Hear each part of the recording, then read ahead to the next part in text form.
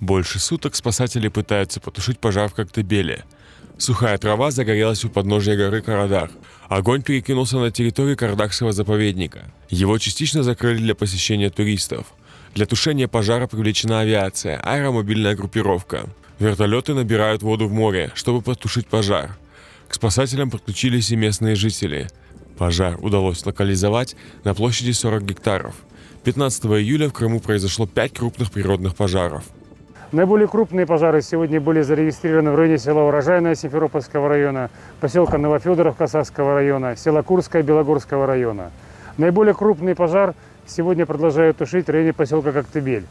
В районе Ахяра горела сухая растительность. Огонь охватил около 6 гектаров. В селе Чоюнча Урожайное загорелась сухая трава.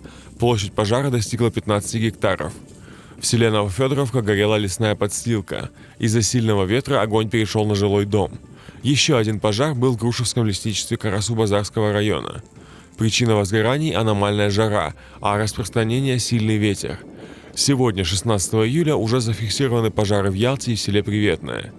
МЧС предупреждает о чрезвычайной пожарной опасности в Крыму с 16 по 19 июля. Запрещается разведение огня, сжигание мусора. Посещение лесов ограничено.